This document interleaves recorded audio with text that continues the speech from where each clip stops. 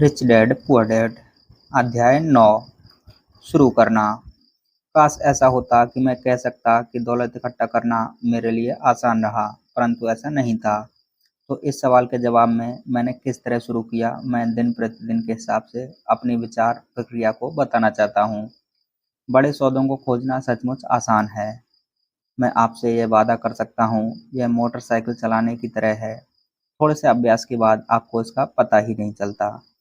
जब पैसे की बात आती है तो आप अगर संकल्प कर लें तो थोड़ी बहुत देर डगमगाने के बाद आप संभल जाते हैं। जिंदगी में एक बार आने वाले करोड़ों डॉलर के सौदे खोजने के लिए हमें फाइनेंशियल प्रतिभा होने जरूरी है।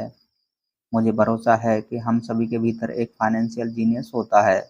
समस्या यह है कि हमारा फाइनेंशियल जीनियस सोया हुआ रहता है और उसे बुलाकर जगाने की ज़रूरत होती है। यह इसलिए सोया रहता है क्योंकि हमारी संस्कृति ने हमारे भीतर ये संस्कार डाल रखे हैं कि पैसे का मोह सभी बुराइयों की जड़ है। इस संस्कृति ने हमें प्रोफेशन सीखने के लिए तो प्रोत्साहित किया है ताकि हम पैसे के लिए काम कर सकें, परंतु हमें यह नहीं सिखाया जाता कि पैसे को किस तरह अपने लिए काम करवाया जाए। इससे हमें अपनी फाइनेंशियल असफलता के बारे में चिंता ना करना सिखाया जाए। जब हमारे काम के दिन खत्म हो जाएंगे तो सरकार या हमारी कंपनी हमारी जिम्मेदारियां संभाल लेगी, परंतु इसके लिए हमारे बच्चों को पैसा चुकाना होगा, जो उसी स्कूल सिस्टम में शिक्षित होते हैं। संदेश यह है कि कड़ी मेहनत करो, पैसा कमाओ और इसे खर्च कर दो। अगर हमारे पास पैसा कम हो तो हम हमेशा कर्ज तो ले ही सकते हैं। दुर्भाग्य से पाश्चात्य समाज के 90% से ज़्यादा लोग इस सिद्धांत का पालन करते हैं, और ऐसा केवल इसलिए होता है क्योंकि नौकरी ढूंढना और पैसे के लिए काम करना ज़्यादा आसान होता है। अगर आप इस भीड़ में से नहीं हैं तो मैं आपके फाइनेंशियल जीनियस को जगाने के लिए नीचे लिखे 10 कदम दे सकता हूँ। मैं आपको केवल वही कदम बता रहा हूँ जिन पर मैं चला हूँ। अगर आप इनमें से कुछ पर चलना चाहते हैं तो बहुत अच्छा होगा। अगर आप इन पर नहीं चलना चाहते तो आप खुद के कदम बना लें। आपका फाइनेंशियल जीनियस इतना स्मार्ट होता है कि आप अपनी खुद की सूझबूझ बना सकते हैं। जब मैं पेरू में था तो 45 वर्ष के सोने की खुदाई करने वाले से मैंने पूछा, उसे इतना भरोसा क्यों है कि उसे सोने की खदान मिल जाएगी। उसने जवाब दिया, सोना तो हर जगह है, ज़्यादातर लोगों की आंखों से इसे नहीं देख पाती। और मैं कहूँगा यह सच है। रियल एस्टेट में मैं बाहर जा सकता हूँ और 4 या 5 संभावनाएं मेरे सौदे कर सकता हूँ।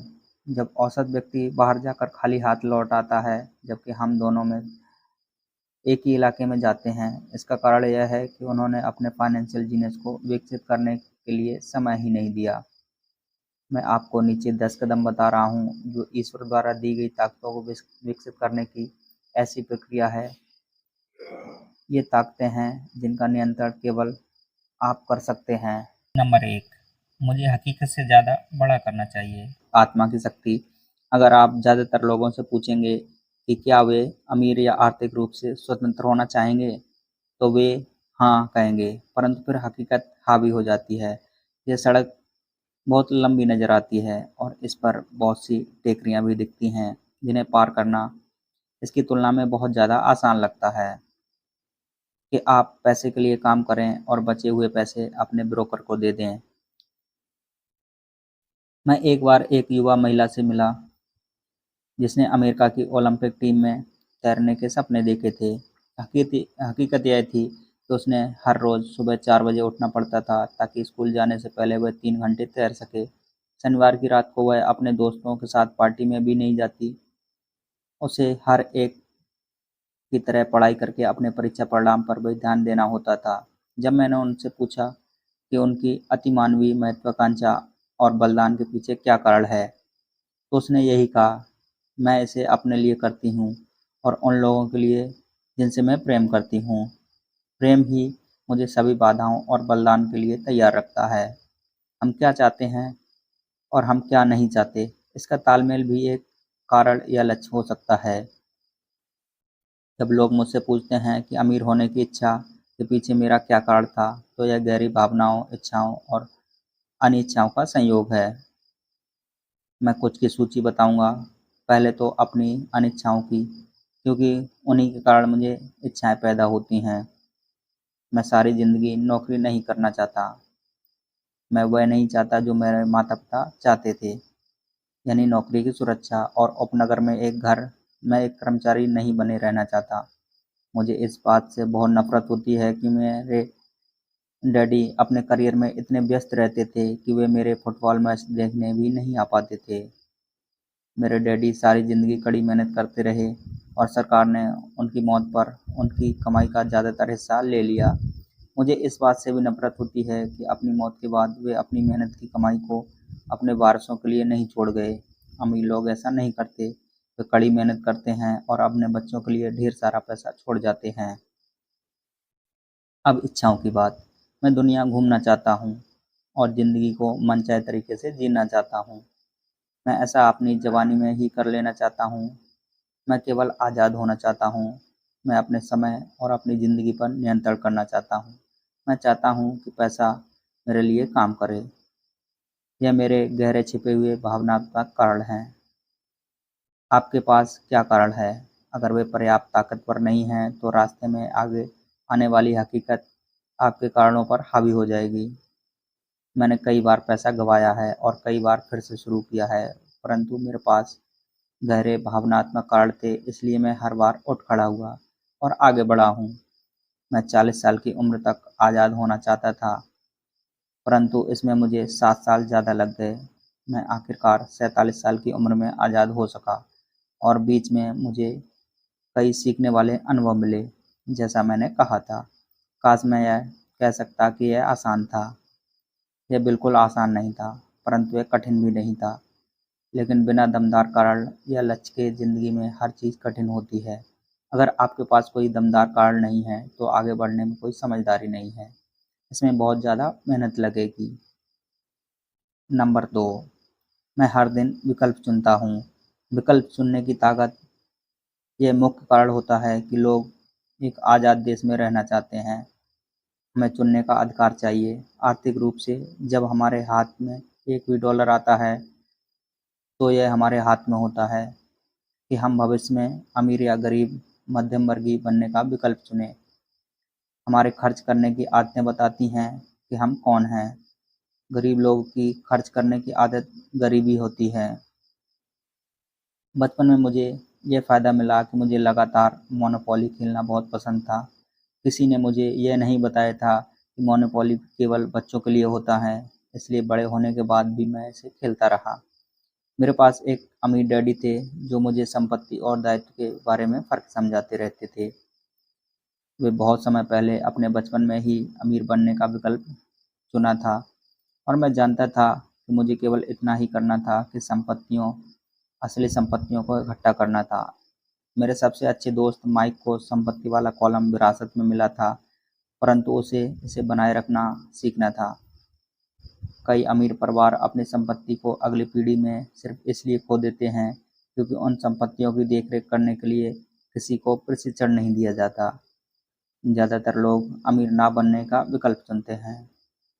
90% लोगों के लिए अमीर बनना बहुत झंझट का काम होता है, तो वे इस तरह की कहावत को ईजाद करते हैं, पैसों में मेरी कोई रुचि नहीं है, या मैं कभी अमीर नहीं बनूंगा, या मुझे चिंता करने की कोई ज़रूरत नहीं है, अभी तो मैं जवान हूँ, या मेरे पति या पत्नी फाइनेंशियल पहलू को संभालते हैं, या संभालती हूँ। इन वक्तव्यों के साथ समस्या यह है कि ये बोलने से दो चीज़ें लूट लेते हैं। एक तो है समय, जो आपकी सर्वाधिक कीमती संपत्ति है, और दूसरी है शिक्षा। सिर्फ इसलिए क्योंकि आपके पास पैसा नहीं है, आप यह बहाना नहीं बना सकते कि आप इस कारण नहीं सीख रहे हैं, परंतु यह विकल्प हमें रोज़-रोज़ चुनते हैं।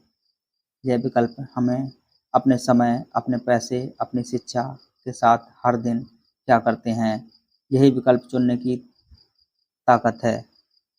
हम सभी के पास विकल्प होते हैं।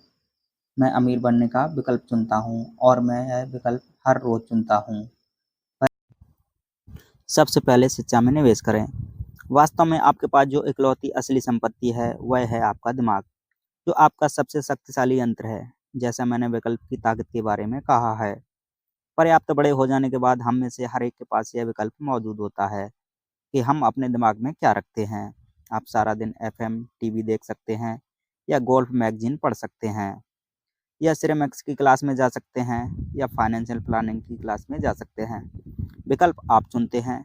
ज़्यादातर लोग बस निवेश खरीदते हैं, परंतु इससे पहले निवेश के बारे में ज्ञान हासिल करने के लिए जरा भी पैसा खर्च नहीं करते हैं। मेरी एक मित्र है जो एक अमीर महिला है। अभी हाल ही में उनके घर पर चोरी हो गई है।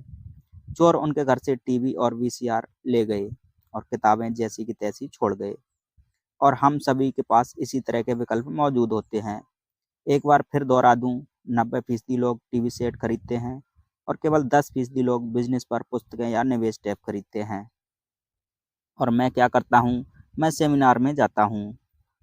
मैं ऐसे सेमिनारों को पसंद करता हूँ जो कम से कम 2 दिन लंबे हों, क्योंकि मैं विषय में पूरी तरह डूब जाना चाहता हूँ। सन 1973 में मैं टीवी देख रहा था और एक व्यक्ति मेरे घर आया। वह 3 दिन के सेमिनार का विज्ञापन कर रहा था कि किस तरह पैसा ना होते हुए भी रियल एस्टेट खरीदी जा सकती है। मैंने $385 खर्च किए और उस सेमिनार की शिक्षा मेरे इतने काम आई कि मैंने उससे कम से कम $20 लाख कमाए होंगे। परंतु इससे भी ज़्यादा महत्वपूर्ण यह है कि इससे मुझे नया जीवन मिला। मुझे ज़िंदगी भर काम नहीं करना पड़ेगा और इसका कारण होगा वह एक सेमिनार। मैं हर साल कम से कम 2 ऐसे सेमिनारों में जाता हूँ। मैं ऑडियो टेप का भी प्रेमी हूँ, कारण मैं उन्हें तत्काल पीछे कर सकता हूँ। मैं पीटर लिंच के टेप को सुन रहा था और उन्होंने ऐसा कुछ कहा जिससे मैं पूरी तरह असहमत था। हठी और आलोचक होने के बजाय मैंने रिवाइंड बटन दबा दिया और उस 5 मिनट के टुकड़े को कम से कम 20 बार सुना, शायद इससे भी ज़्यादा बार। परंतु अचानक मेरे दिमाग को खुला रखने में समझ गया कि उन्होंने वह बातें क्यों कही थीं। यह जादू की तरह था। मुझे ऐसा लग रहा था कि हमारे समय के सबसे बड़े निवेशक के दिमाग की एक खिड़की खोल ली थी। उनके ज्ञान और अनुभव के विराट संसाधनों में मुझे बहुत ज़्यादा गहराई और अंतर्दृष्टि मिली। इसका परिणाम यह हुआ कि मैं अब भी अपने पुराने तरीके से सोच सकता हूँ और मेरे पास उसी समस्या या स्थिति को देखने का विश्लेषण एक और तरीका जिसे जानना बहुमूल्य है। आज मैं अक्सर कहता हूँ, पीटर लिंच इसे किस तरह करेंगे, या डोनाल्ड ट्रंप या वॉरेन बुफे या जॉर्ज सोरोस। मेरे पास उनकी बृहद मानसिक ताकत तक पहुँचने का यही रास्ता है कि मैं उनकी कही हुई बातों को सुनूं या उनकी लिखी हुई बातों को पढूं। जिद्दी या आलोचक लोग प्रायः कम आत्मसम्मान वाले होते हैं, जो खतरे उठाने से डरते हैं। अगर आप कुछ नया सीखते हैं, तो आप अपने सीखे हुए ज्ञान को पूरी तरह समझने के लिए आपको कुछ गलतियां भी करनी पड़ेंगी। अगर आपने यहाँ तक पढ़ लिया है, तो एक बात तो तय है कि आप जिद्दी नहीं हैं। जिद्दी लोग पुस्तकें कम ही पढ़ते हैं या टेप कम ही खरीदते हैं। उन्हें इनकी क्या ज़रूरत है? वे ब्रह्मांड के केंद्र बिंदु हैं। ऐसे बहुत से बुद्धिमान व्यक्ति होते हैं जिनके सामने कोई नया विचार आने पर वे वाद विवाद करने लगते हैं, अगर वह नया विचार उनके सोचने के तरीके से अलग होता है। इस प्रकरण में उनकी तथाकथित बुद्धि उनकी हठ धर्मता के साथ मिलकर अज्ञान बन जाती है। हम सभी ऐसे लोगों को जानते हैं जो उच्च शिक्षित हैं या जो मानते हैं कि बहुत स्मार्ट हैं, परंतु उनकी बैलेंस शीट एक अलग ही तस्वीर दिखाती है। जो व्यक्ति वास्तव में बुद्धिमान होता है वह नए विचारों का स्वागत करता है, क्योंकि नए विचार पहले से ही विचारों के साथ मिलकर अद्भुत संयोग कर सकते हैं। बोलने से ज़्यादा महत्वपूर्ण है सुनना। अगर यह सही नहीं होता, तो भगवान ने हमें 2 कान और 1 मुंह नहीं दिया होता। बहुत से लोग अपने मुंह से सोचते हैं और सुनते समय नए विचारों तथा संभावनाओं को समझने की कोशिश ही नहीं करते। सवाल पूछने के बजाय वे बहस करने लगते हैं। मैं अपनी दौलत के बारे में दीर्घकालीन दृष्टि रखता हूँ। मैं फटाफट अमीर बनने की मानसिकता पर भरोसा नहीं करता, जो ज़्यादातर लॉटरी खेलने वालों या कैसीनो के जुआरों में पाई जाती है। मैं सही शेयर खरीद सकता हूँ, शेयर बेच सकता हूँ, परंतु शिक्षा के मामले में दूरगामी विचार रखता हूँ। अगर आप एक हवाई जहाज़ उड़ाना चाहते हैं तो मैं आपको पहले से इसे सीखने की सलाह देना चाहूँगा।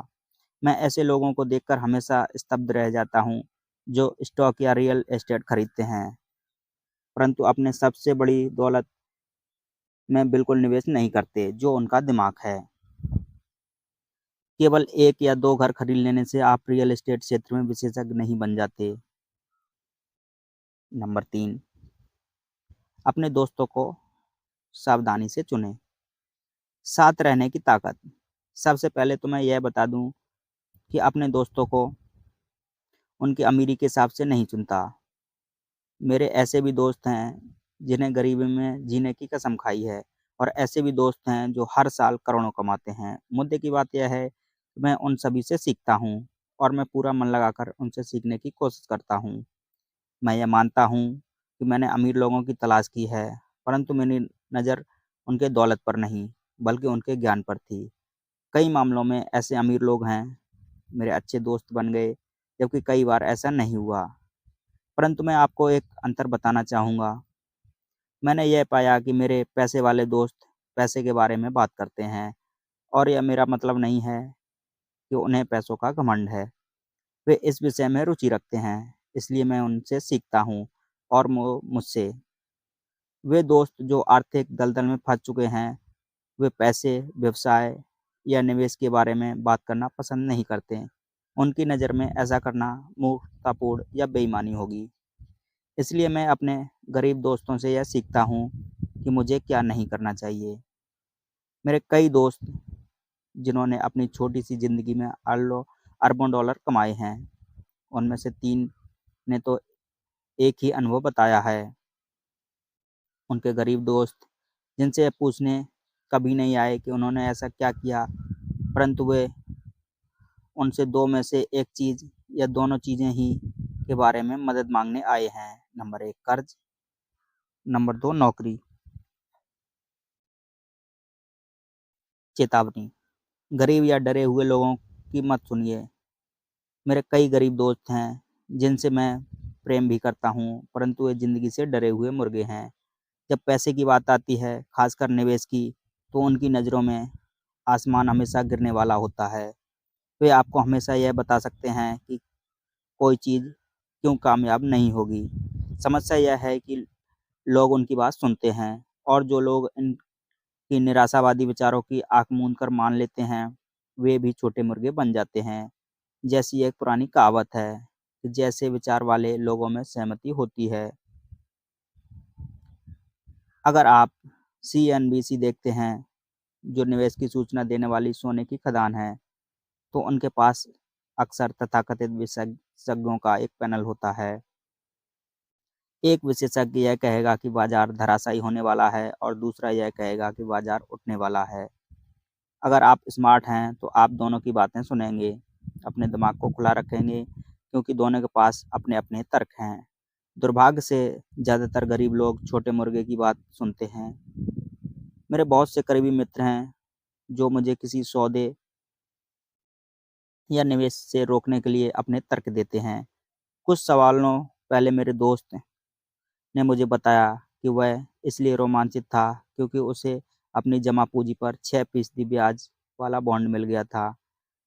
मैंने उसे बताया कि सरकार से 16% ब्याज कमा रही है। अगले ही दिन उसने मुझे एक लेख भेज दिया जिसमें यह लिखा था कि मेरा निवेश क्यों खतरनाक था। मैं सालों से 16% ब्याज कमा रहा हूँ, और वह अब भी 6% भी ब्याज ले रहा है। मैं तो यह कहूँगा कि दौलत बनाने में सबसे कठिन चीज़ है कि आप अपने प्रति ईमानदार रहें और भीड़ के साथ चलने की इच्छा ना रखें। बाजार में आमतौर पर भीड़ सबसे बाद में आती है और इसलिए हलाल हो जाती है। अगर मुख्य पृष्ठ पर किसी बड़े सौदे की खबर छपी है तो ज़्यादातर मामलों में बहुत देर हो चुकी है। किसी नए सौदे की तलाश करें, जैसा कि हम तैरने वालों में से कहा करते हैं, हमेशा एक और लहर आती है। जो लोग जल्दबाजी करते हैं और किसी लहर पर देर से पहुंचते हैं, अक्सर धराशायी हो जाते हैं। स्मार्ट निवेशक बाजार की टाइमिंग को ध्यान नहीं रखते। अगर एक लहर चली गई है, तो वे अगली लहर की खोज करते हैं और खुद की पोजीशन में कर लेते हैं। ज़्यादातर लोगों के लिए मुश्किल इसलिए होता है क्योंकि जो लोकप्रिय नहीं है, उसे खरीदना उनके लिए डरावना होता है। डरपोक निवेशक उस भेड़ के झुंड की तरह होते हैं जो भीड़ के साथ ही चलते हैं, या उनका लालच उन्हें उस समय अंदर आता है जब समझदार निवेशक मुनाफा कमाकर बाहर जा चुके होते हैं। समझदार निवेशक उस समय शेयर खरीदते हैं जब यह लोकप्रिय नहीं होता है। वे जानते हैं कि वे खरीदते समय मुनाफा कमाते हैं, बेचते समय नहीं। वे धीरज से इंतजार करते हैं, जैसा मैंने कहा है कि वे मार्केट की टाइमिंग को ध्यान में नहीं रखते। किसी तैरने वाले की तरह वे भी अगली बड़ी लहर के लिए खुद को पोजीशन कर लेते हैं। यह इनसाइडर ट्रेडिंग या अंदरूनी सौदेबाजी है। इनसाइडर ट्रेडिंग कानूनी और गैर कानूनी दोनों तरह की होती हैं, परंतु किसी भी तरह से देखें, यह इनसाइडर ट्रेडिंग ही है। फ़र्क सिर्फ इतना होता है कि आप अंदर से कितनी दूरी पर हैं। अंदरूनी जानकारी रखने वाले अमीर दोस्तों को बनाए रखने का एक यह भी कारण होता है क्योंकि पैसा यहीं से बनाया जा सकता है। यह सूचना के आधार पर बनाया जा सकता है। आप अगले उछाल के बारे में जान लेते हैं, प्रवेश कर लेते हैं और अगले गिराव से पहले बाहर निकल आते हैं।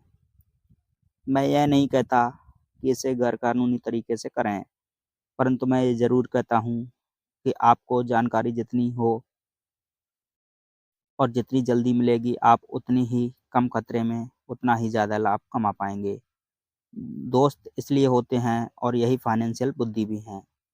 नंबर 4, किसी फ़ॉर्मूले के विशेषज्ञ बन जाएँ और फिर एक नया फ़ॉर्मूला सीख लें। जल्दी सीखने की ताकत ब्रेड बनाने के लिए हर ब्रेकर का एक फ़ॉर्मूला होता है, चाहे वह उसके दिमाग में ही क्यों ना हो। यही पैसे बनाने के बारे में सही है। इसलिए धन को अक्सर डो भी कहा जाता है।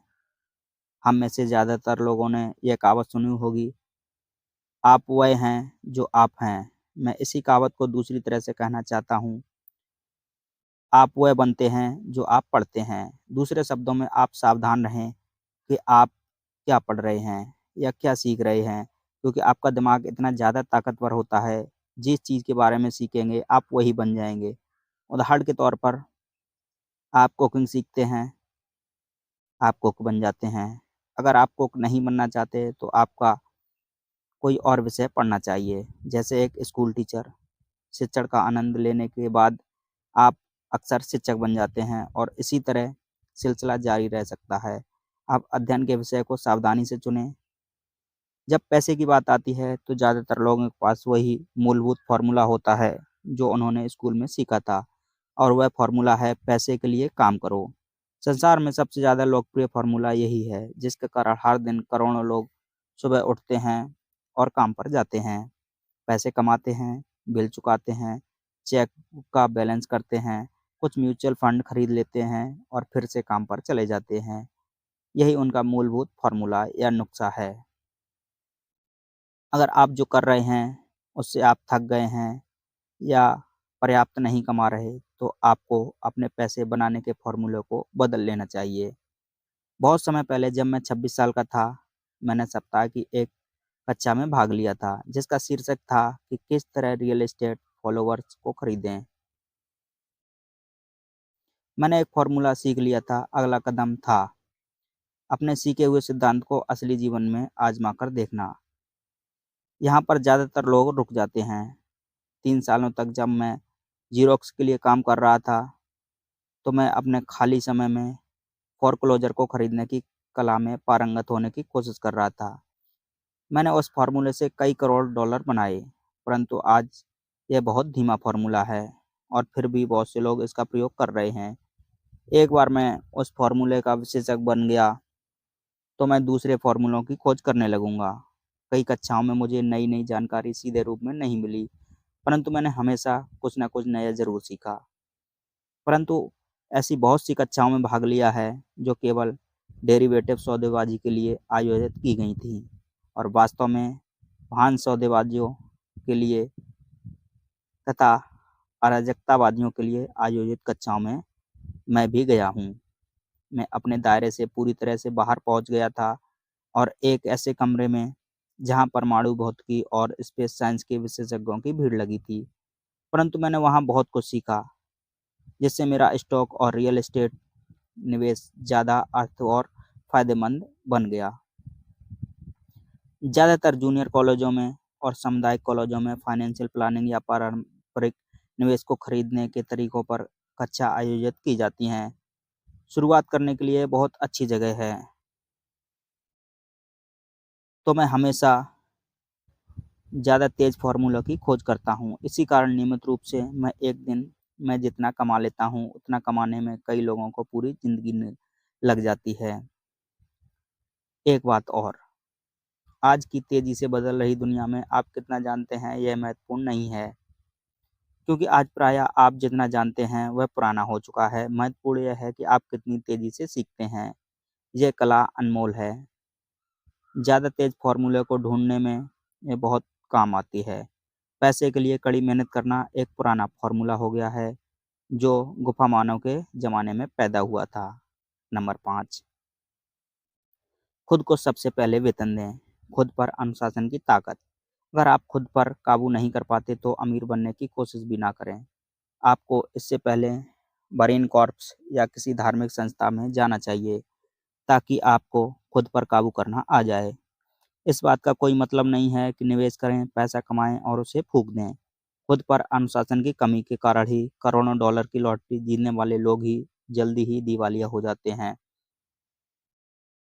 यह खुद पर अनुशासन की कमी है। जैसे तनख्वाहें बढ़ने पर लोग तत्काल बाजार जाकर नई कार खरीद लेते हैं या विदेश यात्रा पर निकल जाते हैं। यह कहना कठिन है कि 10 कदमों में कौन सा सबसे महत्वपूर्ण है, परंतु सभी कदमों में इस कदम की विशेषता सबसे कठिन है। अगर आप में यह पहले से मौजूद ना हो, तो यह भी कहना चाहूँगा कि खुद पर अनुशासन की कमी वह सबसे बड़ा कारण है जो लोगों को 3 समुदायों में बाँटता है: अमीर, गरीब और मध्यम वर्ग। सीधे तरीके से कहें तो जिन लोगों में आत्मसम्मान कम होता है, जो फाइनेंशियल दबावों को ज़्यादा सहन नहीं कर पाते, वे कभी अमीर नहीं बन सकते। और कभी नहीं का मतलब होता है कभी नहीं। जैसा मैंने पहले बताया था कि मैंने अपने अमीर डैडी से यह सबक सीखा था कि दुनिया आपको इधर-उधर धकेलेगी। दुनिया के लोगों को इधर-उधर धकेलती है, तो इसलिए नहीं क्योंकि बाकी लोग गुंडे होते हैं, बल्कि इसलिए क्योंकि आप में आंतरिक नियंत्रण और अनुशासन की कमी होती है। जिन लोगों में अतिरिक्त सहनशक्ति की कमी होती है, वे अक्सर उन लोगों का शिकार हो जाते हैं जिनमें अनुशासन होता है। मैं जिन व्यावसायिक कक्षाओं में पढ़ता हूँ, वहाँ लोगों को लगातार यह याद दिलाता हूँ कि वे अपने सामान या सेवा पर अपना ध्यान केंद्रित ना करें, बल्कि मैनेजमेंट की कला पर अपना ध्यान केंद्रित करें। आप खुद का व्यवसाय शुरू करने के लिए 3 सर्वाधिक महत्वपूर्ण मैनेजमेंट दक्षताएँ हैं। नंबर 1, कैश फ्लो का मैनेजमेंट। नंबर 2, लोगों का मैनेजमेंट। नंबर 3, व्यक्तिगत समय का मैनेजमेंट। मैं यही कहूँगा, ये 3 दक्षताएँ केवल व्यवसाय शुरू करने के वालों में ही नहीं बल्कि सभी के काम की हैं। ये तीनों आपकी जीवन शैली में महत्वपूर्ण भूमिका निभाती हैं। व्यक्ति के रूप में, परिवार के सदस्य के रूप में, व्यवसाय के रूप में, किसी धर्मार्थ संगठन के रूप में, शहर या देश में।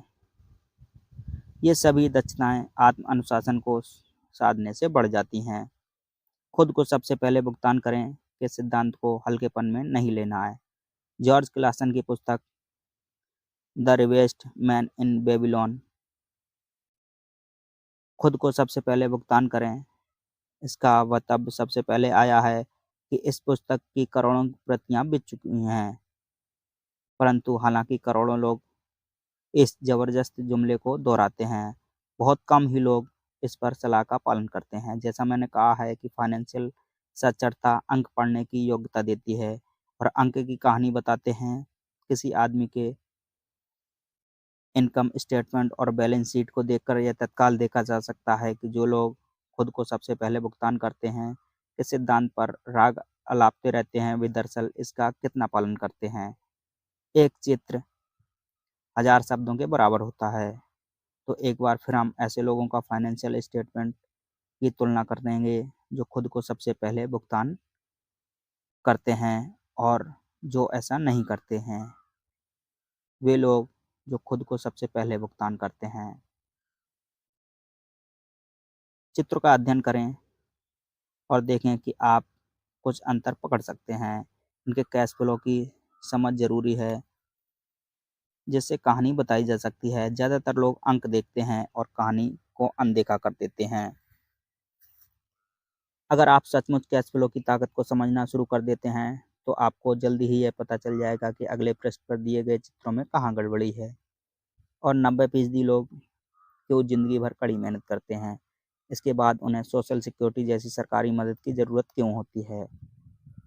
क्या आप इसे देख सकते हैं? पिछले पृष्ठ पर दिया हुआ चित्र उस व्यक्ति के काम को दर्शाता है जो खुद का भुगतान सबसे पहले करता है। हर महीने मासिक खर्चा का भुगतान करने से पहले अपने संपत्ति वाले कॉलम में पैसा डालता है। हालांकि करोड़ों लोगों ने क्लासन की पुस्तकें पढ़ी हैं और खुद को सबसे पहले भुगतान करे का सिद्धांत समझा है, परंतु हकीकत में वो खुद को सबसे आखिर में भुगतान करते हैं। अब मैं उन लोगों को चीख पुकार सुनाता हूँ जो अपने बिल्स का भुगतान सबसे पहले करने में गंभीरतापूर्वक विश्वास रखते हैं, और मैं यह भी सुन सकता हूँ कि सभी जिम्मेदार लोग अपने बिल समय पर चुकाते हैं। मैं यह नहीं कहता कि आप गैर जिम्मेदार हो जाएं या अपने बिल का भुगतान ना करें। मैं सिर्फ यह कहता हूँ कि आप वही करें जो यह पुस्तक आपको सिखाती है, यानी खुद को सबसे पहले पैसा दें। पिछले पृष्ठ पर दिया गया चित्र इसी सिद्धांत का सही लेखांकन चित्र है, जबकि बाद में आने वाला चित्र पूरी तरह से गलत है। ऐसा व्यक्ति जो एक को पहले चुकाता है, आखिर में व्यय, टैक्स, किराया, उसके पास अक्सर भोजन कुछ नहीं बचता।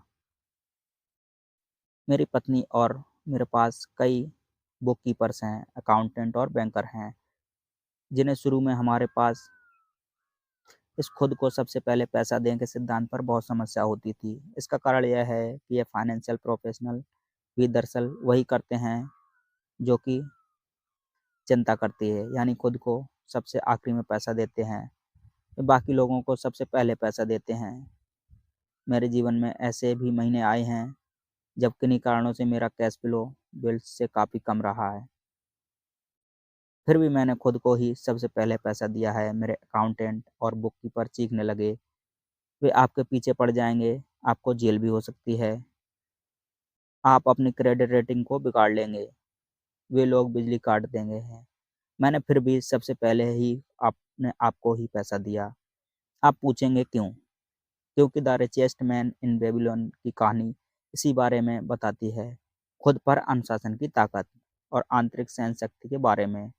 इसे बोलचाल की भाषा में गुर्द भी कहा जा सकता है, जैसा मेरे अमीर डैडी ने मेरी नौकरी के पहले माह में मुझे बताया था कि ज़्यादातर लोग दुनिया की ठोकरों को सहन कर लेते हैं।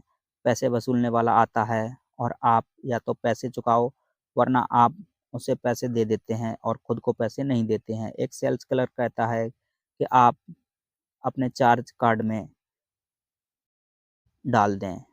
आपका रियल एस्टेट एजेंट आपसे कहता है, आगे बढ़ो, चलो घर खरीदने पर सरकार आपको टैक्स में छूट देती है। पूरी पुस्तक दरअसल इसी बारे में है।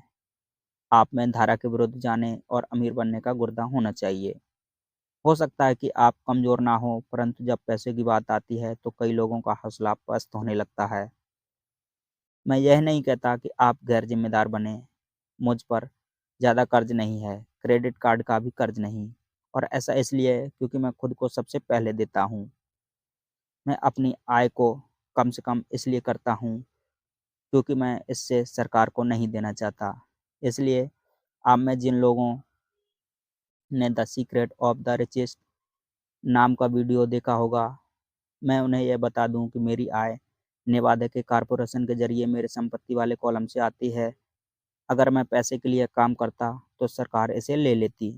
हालांकि मैं अपने बिल का भुगतान सबसे आखिरी में करता हूँ, परंतु मुझ में इतनी आर्थिक समझ है कि मैं किसी मुश्किल में नहीं फंसता। मन कन्फ्यूज कर्ज को पसंद नहीं करता। मेरे पास इतने दायित्व हैं जो 90% लोगों से ज़्यादा हैं, परंतु उनका भुगतान मैं नहीं करता, बल्कि दूसरे लोग मेरी देनदारी को चुकाते हैं। वे मेरे किराएदार कहलाते हैं। तो खुद का पैसा देने में पहला नियम यह है, कभी भी कर्ज में मत फंसो। हालांकि अपने वित्त का भुगतान सबसे आखिरी में करता हूँ, परंतु मैं केवल कुछ महत्वहीन वित्तीय विचार बचा कर रखता हूँ। दूसरी बात यह है कि जब भी मेरे पास पैसा कम होता है, तब भी मैं खुद को ही सबसे पहले पैसे देता हूँ। मैं कर्ज देने वालों और सरकार को चीखने देता हूँ। जब वे कठोर होते हैं, तो मुझे अच्छा लगता है, क्योंकि ये लोग मुझ पर एक एहसान कर रहे हैं। वे मुझे प्रेरित करते हैं कि मैं मर जाऊँ और ज़्यादा पैसे कमाऊँ, तो मैं खुद को सबसे पहले देता हूँ और उस पैसे को निवेश करता हूँ और कर्ज देने वालों को चीखने देता हूँ। मैं वैसे आम तौर पर उन्हें सही समय पर भुगतान कर देता हूँ। मेरी पत्नी और मेरी साख बहुत अच्छी है। हम केवल दबाव में नहीं आते और कर्ज उतारने के लिए अपनी बचत का इस्तेमाल नहीं करते, ना ही उसके लिए अपने स्टॉक को बेचते हैं। इसमें बहुत ज़्यादा समझदारी नहीं है। तो जवाब यह है, नंबर 1, ऐसे बड़े कर्ज़ों में ना फँसें जिस तो जवाब यह है नंबर 1, ऐसे बड़े कर्ज़े में ना फँसें जिसका भुगतान आपको करना हो। अपने खर्चों को सीमित रखें, अपनी संपत्ति को सबसे पहले बनाएँ, फिर बड़ा घर या शानदार कार खरीदें। जुआ दौड़ में फंसे रहना समझदारी नहीं है। नंबर 2, जब आपके पास पैसा कम हो, तो दबाव को बढ़ने दें और अपनी बचत या निवेश के पैसे को खर्च ना करें। उस दबाव को अपनी फाइनेंशियल प्रतिभा को प्रेरित करने के लिए इस्तेमाल करें, ताकि आप ज़्यादा पैसा कमाने के लिए और अपने बिल्स का भुगतान करने के लिए नए-नए तरीकों के बारे में सोच सकें। इससे ज़्यादा पैसा कमाने की आपकी योग्यता भी बढ़ेगी और आपकी फाइनेंशियल बुद्धि का भी विकास होगा। मैं कई बार फाइनेंशियल भट्टी में तपा हूँ और मैंने अपने दिमाग का इस्तेमाल करके ज़्यादा आमदनी हासिल की है और यह ध्यान रखा है कि मेरे संपत्ति वाले कॉलम को कोई नुकसान ना पहुँचे। मेरा बुक कीपर चीखने लगा और बचाव के लिए छुप गया, परंतु मैं उस तरह का सिपाही था जो कि कल रक्षा के लिए लड़ रहा था। गरीब लोगों की आदत भी गरीब होती हैं। एक आम बुरी आदत, बचत में से पैसे निकाल लेना। अमीर लोग जानते हैं कि बचत को ज़्यादा धन कमाने के लिए इस्तेमाल किया जाता है, ना कि बिलों का भुगतान करने के लिए।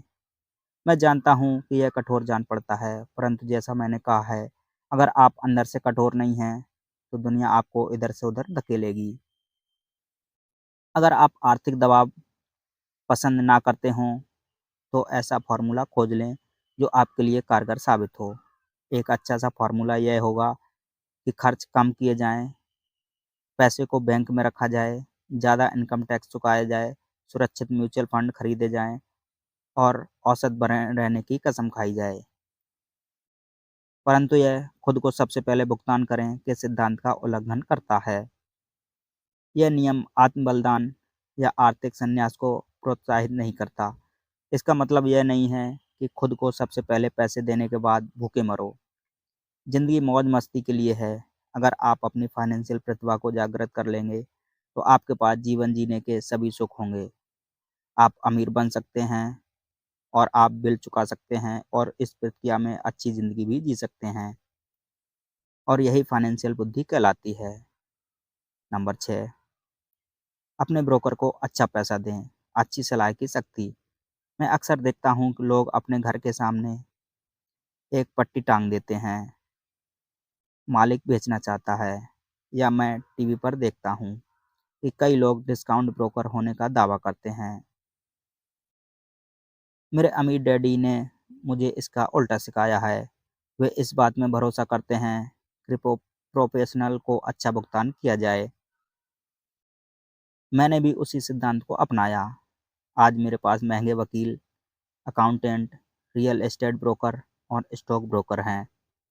क्यों? क्योंकि अगर मेरा सचमुच मानना है कि अगर लोग प्रोफेशनल हैं, तो उनकी सेवाओं से आपको पैसा मिलना चाहिए और वे जितना ज़्यादा पैसा कमाएँगे, आप भी उतना ही ज़्यादा पैसा कमाएँगे। हम सूचना के युग में रह रहे हैं। सूचना बेशकीमती है। एक अच्छा ब्रोकर आपको सूचना तो देगा ही, आपको शिक्षित करने के लिए भी समय देगा। मेरे पास कई ब्रोकर हैं जो मेरे लिए यह करने के इच्छुक हैं। कुछ ने मुझे तब सिखाया है जब मेरे पास बहुत कम पैसा था या बिल्कुल भी पैसा नहीं था, और आज मैं उनके साथ हूँ। मैं ब्रोकर को जितना पैसा देता हूँ, वह मेरे द्वारा उसकी सूचना से कमाए गए धन का बहुत छोटा-सा हिस्सा होता है। मैं इसे पसंद करता हूँ। जब मेरा रियल एस्टेट ब्रोकर या स्टॉक ब्रोकर बहुत पैसा कमाता है, क्योंकि इसका आम तौर पर यह मतलब होता है कि मैंने भी बहुत सा पैसा कमाया है। एक अच्छा ब्रोकर मुझे पैसे कमाने की जानकारी देने के अलावा मेरा समय भी बचाता है। जैसे उस समय जब मैंने खाली ज़मीन के टुकड़े को $9,000 में खरीदा था और तत्काल इसे $25,000 में बेच दिया, ताकि मैं अपने लिए जल्दी से जल्दी कार खरीद सकूँ। ब्रोकर आपके बाज़ार की आँख और कान हैं।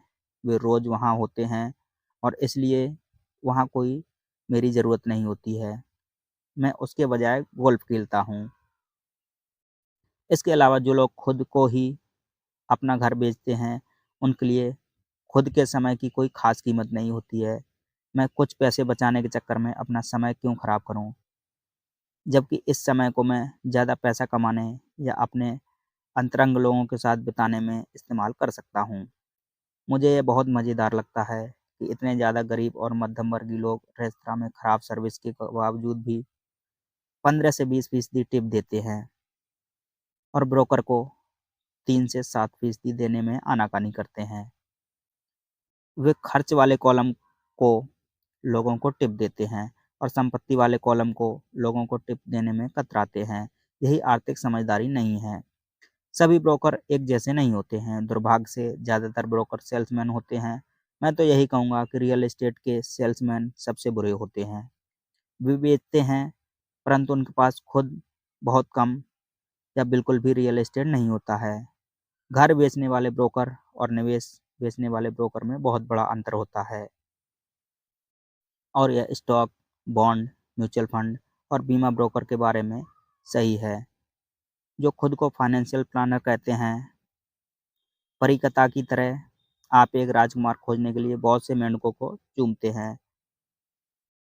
पुरानी कहावत को याद कीजिए, अगर आपको एनजाइक्लोपीडिया की ज़रूरत हो, तो एनजाइक्लोपीडिया बेचने वाले से ना पूछें। जब मैं किसी प्रोफेशनल का इंटरव्यू लेता हूँ, तो मैं यह पहले पता करता हूँ कि उसके पास खुद की कितनी व्यक्तिगत प्रॉपर्टी या स्टॉक है और वह कितना फीसदी टैक्स दे रहा है। यही मेरे टैक्स अटॉर्नी और मेरे अकाउंट के बारे में भी करता हूँ। मेरे पास एक अकाउंटेंट है जो अपने काम से काम रखती है। उसका पेशा हालांकि अकाउंटिंग है, परंतु उसका काम रियल एस्टेट है। मेरे पास अकाउंटेंट था जो एक छोटा सा बिजनेस अकाउंटेंट था, परंतु उसके पास रियल एस्टेट बिल्कुल नहीं था। मैंने अकाउंटेंट बदल दिया क्योंकि हम एक व्यवसाय को प्रेम नहीं करते थे।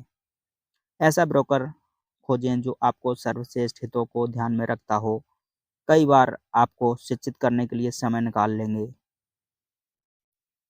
वे आपके द्वारा खोजी गई सर्वश्रेष्ठ संपत्ति साबित हो सकते हैं। बस उदार रहें और वे भी आपके प्रति उदार रहेंगे। अगर आप उनके कमीशन में कटौती करने में के बारे में सोचेंगे, तो आपके पास क्यों रहना चाहेंगे? यह विशुद्ध और आसान सा तर्क है। जैसा मैंने पहले कहा था कि मैनेजमेंट की दक्षताओं में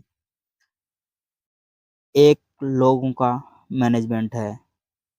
कई लोग केवल ऐसे लोगों को मैनेजमेंट कर पाते हैं जो उनसे कम स्मार्ट हों और जिन पर उनकी सत्ता हो, जैसे किसी ऑफिस में अधीनस्थ। कई दोयम दर्जे के मैनेजर्स ही बन कर रह जाते हैं और उन्हें कभी तरक्की नहीं मिल पाती, क्योंकि वे जानते हैं कि नीचे वालों के साथ कैसे काम किया जाता है, परंतु वे यह नहीं जानते हैं कि ऊपर वालों के साथ कैसे काम किया जाता है। असली दक्षता है किसी तकनीकी क्षेत्र में अपने श्रेष्ठ और ज़्यादा स्मार्ट व्यक्तियों को मैनेज करना और उन्हें अच्छे पैसे देना। इसलिए कंपनियों में बोर्ड ऑफ डायरेक्टर होता है। आपके पास भी होना चाहिए। यही फाइनेंशियल समझदारी है। नंबर 7, इंडियन दाता बने। यह बिना कुछ दिए पाने की ताकत है। जब अमेरिका में गोरे लोग गए, तो उन्हें अमेरिकी इंडियंस की संस्कृति परंपरा से झटका लगा। उदाहरण के तौर पर, अगर किसी गोरे आदमी को ठंड लगती है, तो इंडियन उसे कंबल दे देते थे। श्वेत प्रवासी इसे उपहार समझ लेते थे और जब इंडियन कंबल वापस मांगता था तो उन्हें बहुत बुरा लगता था। इंडियंस को भी बुरा लगता था जब उन्हें यह पता चलता था कि श्वेत प्रवासी कंबल वापस नहीं करना चाहते। इस तरह इंडियन दाता वाक्यांश पैदा हुआ, एक छोटी सी सांस्कृतिक नासमझी के कारण। संपत्ति के कॉलम की दुनिया में इंडियन दाता बनना दौलत के लिए बहुत जरूरी है। परिष्कृत निवेशक का पहला सवाल यह होता है कि मेरा पैसा मुझे कितनी जल्दी वापस मिल जाएगा। वे यह भी जानना चाहते हैं कि उन्हें मुफ्त में क्या मिल रहा है। इसीलिए निवेश पर वापसी इतनी महत्वपूर्ण है। उदाहरण के तौर पर मुझे एक छोटा सा रियल एस्टेट मिला जो मेरे घर से थोड़ी दूरी पर था। बैंक $60,000 चाहती थी और मैंने $50,000 की बोली लगाई, जो उन्हें सिर्फ इसलिए स्वीकार कर ली क्योंकि बोली के साथ $50,000 का चेक भी लगा हुआ था। उन्होंने ये मालूम किया कि मैं गंभीर था। ज़्यादातर निवेशक ये कहेंगे कि क्या आप बहुत सा पैसा फंसा नहीं रहे हैं? क्या इस पर लोन लेना ज़्यादा बेहतर नहीं होगा? इसका जवाब है, इस मामले में बिल्कुल नहीं। मेरी निवेश कंपनी जाड़े के महीने में इसे वैकेशन रेंट के रूप में इस्तेमाल करती है, जबकि प्रवासी पक्षी एरिज़ोना से आते हैं और इसे 4 महीनों के लिए $2,500 पर दे देती है। बाकी 8 महीनों में इसका किराया केवल $1,000 होता है। मेरा पैसा लगभग 3 सालों में वापस आ गया था। अब मैं इस संपत्ति का मालिक हूँ, जो हर महीने मेरी आमदनी बढ़ाती रहती है। यही स्टॉक के बारे में किया जाता है।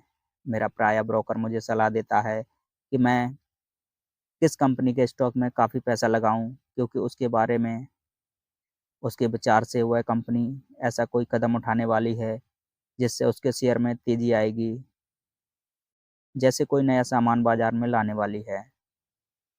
मैं अपने पैसे को 1 हफ्ते से लेकर 1 महीने तक लगाए रखता हूँ। जब शेयर की कीमतें बढ़ती हैं, फिर मैं अपनी मूल राशि को निकाल लेता हूँ और बाजार के उतार-चढ़ाव से बेफ़िक्र हो जाता हूँ, क्योंकि मेरी मूल रकम वापस आ चुकी होती है और दूसरी संपत्ति पर काम करने के लिए तैयार हो जाता हूँ। इस तरह मेरा पैसा वापस आ जाता है और फिर बाहर आ जाता है और मैं एक ऐसी संपत्ति का मालिक बन जाता हूँ, जो एक तरह से मुझे मुफ़्त में मिली है। यह सच है कि मैंने कई मौक़ों पर पैसा खोया भी है, परंतु मैं उतने ही पैसों से खेलता हूँ, जितने नुकसान को मैं सहन कर सकता हूँ। मैं यह कहूँगा कि औसत 10 निवेशकों पर मुझे 2 या 3 में बहुत फ़ायदा होता है, जबकि 5 या 6 में कोई लाभ-हानि नहीं होती है और 2 या 3 में घाटा भी खाता हूँ, परंतु मैं अपने नुकसान को उसी पैसे तक सीमित कर लेता हूँ, जो मेरे पास उस समय होता है। जो लोग जोखिम से नफ़रत करते हैं, वे अपने पैसे को बैंक में रख देते हैं और दीर्घकाल में उनकी बचत कुछ नहीं से बेहतर ही होती है, परंतु आपको अपना पैसा वापस निकालने में बहुत लंबा समय लग जाता है और ज़्यादातर मामलों में तो आपको इसके साथ कुछ भी मुफ़्त नहीं मिलता है। पहले तो वे टोस्टर दिया करते थे, परंतु आजकल ऐसा विरले ही होता है। मेरे हर निवेश पर एक ना एक चीज़ मुफ़्त होनी चाहिए। एक छोटा-सा रियल एस्टेट, एक मिनी स्टोरेज, खाली ज़मीन का टुकड़ा, घर पर स्टॉक शेयर्स या ऑफ़िस बिल्डिंग और जोखिम सीमित भी होनी चाहिए। इस विषय पर इतनी ज़्यादा पुस्तकें लिखी जा चुकी हैं कि मैं इसमें जाना ही नहीं चाहूँगा। मैकडॉनल्ड के मशहूर रे क्रोक हैमबर्ग फ्रैंचाइज़ी के लिए इसलिए नहीं बेचते थे क्योंकि उन्हें हैमबर्ग से प्यार था, बल्कि इसलिए क्योंकि उन्हें फ्रैंचाइज़ी के साथ आने वाला रियल एस्टेट मुफ़्त में मिलता था। तो समझदार निवेशकों को ब्याज की दर से ज़्यादा की चीज़ों का ध्यान रखना चाहिए। आपका पैसा वापस मिल जाने से आपके पास क्या संपत्ति आती है, यह भी महत्वपूर्ण है। यही फाइनेंशियल समझदारी है। नंबर 8, संपत्ति से विलासिता की छोटी चीज़ें खरीदी जा सकती हैं। केंद्रित करने की शक्ति। मेरे पास दोस्त का बेटा बहुत खर्चीला था और उसकी जेब में ऐसा लगता था कि जैसे छेद हो गया हो। 16 साल की उम्र में स्वाभाविक रूप से उसे अपनी कार चाहिए थी। बहाना यह था कि सभी दोस्त के मम्मी डैडी ने अपने बच्चों के लिए कार खरीदी है। यह लड़का अपनी बचत में से पैसे निकालकर नकद कार खरीदना चाहता था। ऐसे समय में उसके डैडी ने मुझे से सलाह मांगी। आप क्या सोचते हैं कि मुझे उसे ऐसा करना देना चाहिए या मैं भी दूसरे पिताओं की तरह उसे कार खरीद कर दे दूं? इसके जवाब में मैंने कहा, कुछ समय के लिए तो ठीक है, परंतु लंबे समय के लिए आप उससे क्या सिखा पाएंगे? क्या आप अपने बच्चों की कार प्राप्त करने की इच्छा से उसे कुछ सीखने के लिए प्रेरित कर सकते हैं? अचानक उसके दिमाग की बत्तियां जल गईं और वह तुरंत घर की तरफ चल पड़ा। 2 महीने बाद मुझे वह दोस्त फिर मिला। क्या तुम्हारे बेटे को अपनी नई कार मिल गई? मैंने पूछा। नहीं, उसे नहीं मिली, परंतु मैं गया और उसके लिए कार के लिए $3000 डॉलर दे दिए। मैंने उससे कहा कि वह अपने कॉलेज के पैसे के बजाय मेरे ये मुझे उस व्यक्ति की कहानी की याद दिलाता है जो जाड़ों की ठंड में रात में लकड़ियां लेकर बैठा है और पास ही में धीमे-धीमे जल रहे चूल्हे पर चिल्ला रहा है, जब तुम मुझे गर्मी दोगे, तब मैं कुछ लकड़ियां तुम्हारे अंदर डालूंगा। और जब पैसे से प्रेम, सुख, बिक्री और संपर्क की बात आती है, तो हर व्यक्ति को यही याद करने की ज़रूरत होती है कि जो आप चाहते हैं, पहले आप उसे दे दें। यह कई गुना होकर आपके पास लौट कर आएगा। बहुधा केवल यही सोचने की प्रक्रिया से कि मैं क्या चाहता हूँ और इसे किस तरह दे सकता हूँ, मेरे अंदर उदारता का ज्वार आने लगा। जब भी मैं यह देखता हूँ कि लोग मेरी तरफ देख नहीं रहे हैं, तो मैं आराम से मुस्कुराना और हेलो कहना शुरू कर देता हूँ और जादू की तरह मेरे आसपास अचानक बहुत से मुस्कुराने वाले लोग जमा हो जाते हैं। ये सच है कि आपकी दुनिया केवल आपका दर्पण है। तो इसीलिए मैं कहता हूँ, सिखाओ और आपको मिलेगा। मैंने पाया है कि मैं सीखने वालों को जितनी गंभीरता से जितना ज़्यादा सिखाता हूँ, मैं भी उतना ही ज़्यादा सीखता हूँ। अगर आप पैसे के बारे में सीखना चाहते हैं, तो इसे किसी और को सिखाएँ। ऐसा करने से आपके दिमाग में बहुत से नए विचारों और फ़ॉर्मूलों की बाढ़ आ जाएगी। ऐसे भी समय आए हैं जब मैंने दिया है और कुछ भी वापस नहीं लौटा, या जो मुझे मिला है मैं वह नहीं चाहता था, परंतु करीबी जाँच और आत्म अवलोकन से मुझे पता चला कि उन मामलों में मैं देने के लिए नहीं दे रहा था, बल्कि पाने के लिए दे रहा था। मेरे डैडी ने शिक्षकों को सिखाया है और वे एक मास्टर टीचर बन गए हैं। मेरे अमीर डैडी ने युवा लोगों को अपना बिजनेस करने का तरीका सिखाया। मैं पीछे पलट कर देखता हूँ कि यह सीखने वालों की अपने ज्ञान के प्रति उदारता ही थी, जिसके कारण वे ज़्यादा स्मार्ट बन गए। इस दुनिया में ऐसी ताकतें हैं जो हमसे ज़्यादा स्मार्ट हैं। आप वहाँ खुद अपने दम पर पहुँच सकते हैं, परंतु उन ताकतों की मदद से वहाँ पहुँचना ज़्यादा आसान होता है। आपको बस इतना ही करना है कि आप उदार हों और वे ताकतें भी आपके प्रति उदार होंगी। धन्यवाद।